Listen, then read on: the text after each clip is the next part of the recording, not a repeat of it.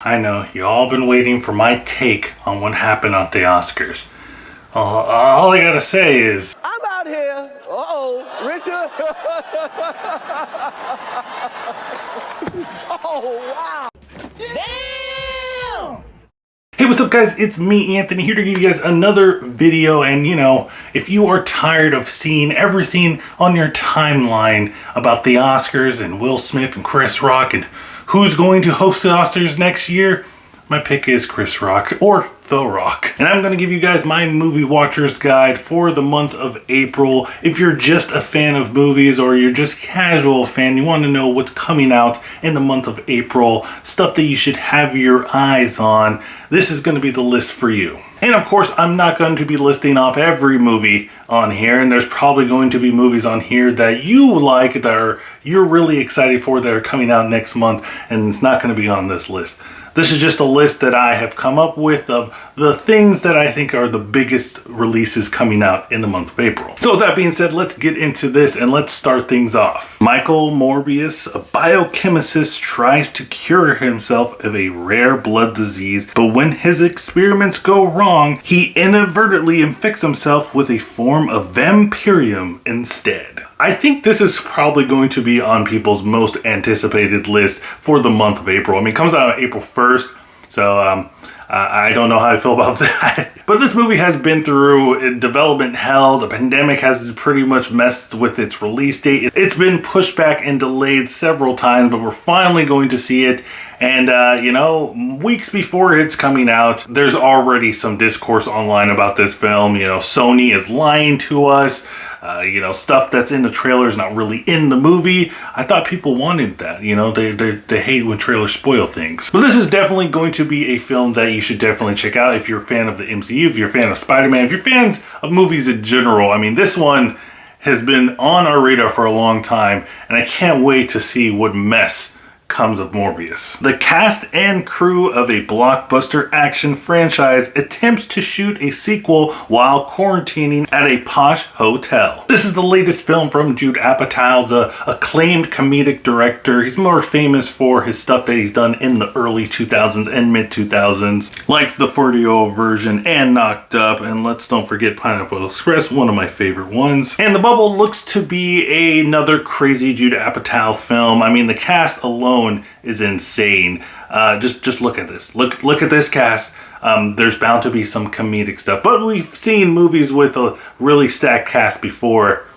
Didn't really work out. But The Bubble is landing on Netflix and it looks entertaining. I mean, if anything, you're not going to be spending any money or any more money to go out and see this, you know. So if it's bad, you won't feel like you wasted your time. A man narrates stories of his life as a 10-year-old boy in 1969 Houston, weaving tales of nostalgia with fantastical accounts of a journey to the moon. So Apollo 10.5, this film is another Netflix original, and it looks like it's not gonna be for everybody, but this one intrigues me because movies that have this kind of animation, they tend to be looked at with a big lens, like a heavy lens. And as of recording this video, it is currently sitting at an 89% on Rotten Tomatoes, but that's only 27 people reviewed it, so that can fluctuate from the time it actually releases to us normies on Netflix. So this one's going to be one I'm going to be checking out. I don't really like the animation, but the story and the people behind it, it looks interesting enough for me to check out. After settling in Green Hills, Sonic is eager to prove that he has what it takes to be a true hero. His test comes when Dr. Robotnik returns with a new partner, Knuckles, in search of a mystical emerald that has the power to destroy civilizations. So is Sonic the First film the best video game movie we've had? I think it's one of the most successful ones, at least. And the Sonic 2 trailer of all the stuff that I've seen, it looks entertaining. I mean, it doesn't look like it's going to be worse or better than the first film. I don't think I'm going to come out of it and say, like, that was a waste of my time. Probably it's going to be just like, no, it's pretty cool. And this one I'm really excited for because I actually got a screener for this one. So I'm going to see it early, you know, humble brag there. But this looks pretty cool. This is one you could take your family and the friends to. And if you grew up with Sonic, I think you'll enjoy it. Just gonna be more of the same. Needing money to cover his wife's medical bills, a decorated veteran teams up with his adopted brother to steal $32 million from a Los Angeles bank. So this is the latest film from the director that everybody loves to hate, Michael Bay. This is his 15th film, and it's kind of weird because you would think that Michael Bay would have a little bit more movies under his belt, but I think after the whole Transformers thing, people were kind of a little weary on Michael Bay, but this is Michael Bay returning back to his Bayism, his Bay form, and this one looks to be more of the same, more of the Michael Bay-ness. I don't know if it's going to, you know, explode onto the box office. I don't know if it's going to be a box office hit, but you know, you have a good cast, you have a interesting story, kind of. Not really, it's a Michael Bay movie, so, you know. But it looks, at least we're going to have some kind of explosions in a lot of them, car chases, you know, stuff like that. So stuff to entertain us. When an injury ends his amateur boxing career, Stuart Long moves to Los Angeles to find money and fame. While scraping by as a supermarket clerk, he meets Carmen, a Sunday school teacher who seems immune to his bad boy charm. Determined to win her over, the longtime agnostic starts going to church to impress her. So we have Mark Wahlberg pretending to believe in God. I don't know if he actually believes in God, but this is basically based off of a true story of a man that became a priest to impress a girl. For me personally, I don't think this is a movie for me, but I think it's a big enough film and has a big enough like cast and crew behind it that I think that it deserves to be on this list. Professor Albus Dumbledore knows the powerful dark wizard Grindelwald is moving to seize control of the wizarding world. Unable to stop him alone, he entrusts Magizoologist Newt Scamander to lead a team of wizards and witches along with a muggle so they can help stop Grindelwald and his schemes. So full disclosure, I'm a big fan of the Harry Potter franchise, even still. And I really like the Fantastic Beasts movie, and hence I said movie. The second one, not so much. It wasn't that good. I did like Johnny Depp's portrayal of Grindelwald in that one. It's a shame what happened with him and all that stuff, but I think Mads Mikkelsen is going to do an excellent job of Grindelwald. I honestly kind of wish that he was cast as Grindelwald in the beginning. But yeah, there's going to be a lot of controversy surrounding this film because of the creator of the Harry Potter universe attachment to it. She's still doing the screenwriting for this film, and it's just a weird situation. You know, you want to love Harry Potter and you just don't want to support a person that sucks. But at the end of the day, it's going to be your decision to whether or not you're going to watch this film or not. You don't have to, and even if you do, there's no shame in it. But I'm going to be interested to see where this movie goes. If it's going to be the end of Newt Scamander's journey, or are we going to continue to see more and more of these? I mean, it's all dependent on the box office, so we'll see. After a lifetime of legendary heists, notorious criminal Mr. Fox, Mr. Snake, Mr. Piranha, Mr. Shark, and Miss Tarantula are finally caught. To avoid a prison sentence, the animal outlaws must pull off their most challenging con yet, becoming model citizens. So this is a DreamWorks Animation's 42nd film, and it's kind of weird because DreamWorks Animations usually doesn't get talked about that much, being in the upper echelon of the animated feature film verse. It wasn't that long ago where they were really up there fighting, competing with Disney animated studios for which one's better. But we're past the days of Shrek and Megamind and Ants and all that stuff. And now we have Boss Babies, which I like, you know, I'm not ashamed to say that. And Trolls, which is a thing. And I don't know how I feel about The Bad Guys. It looks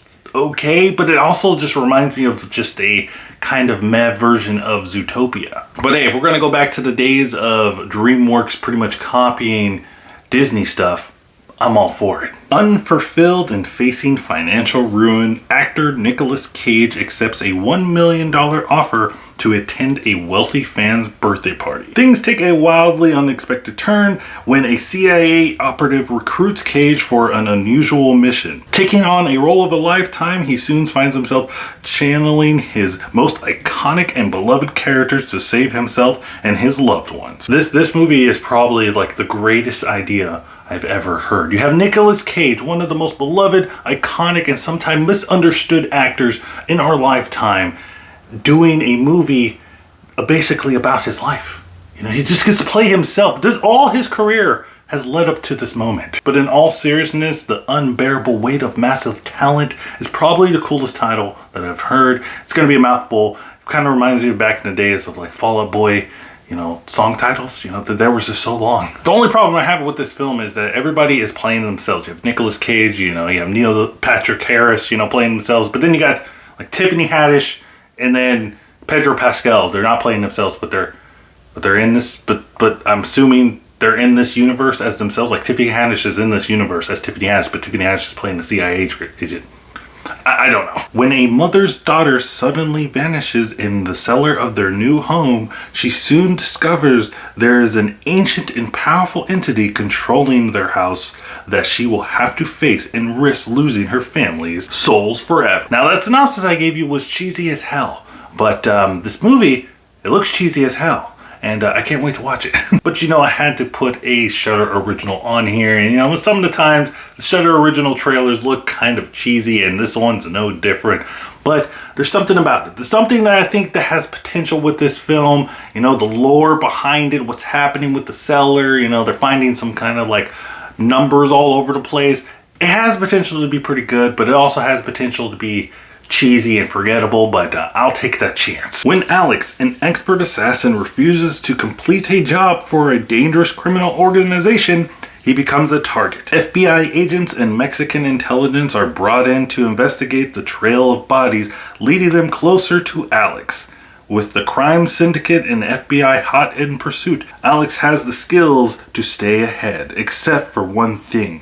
He is struggling with a severe memory loss. So I remember there was a time where Liam Neeson said that after Taken and a couple other films after that were pretty much Taken, like clones, he said he was done doing action movies. He's not going to do action movies anymore.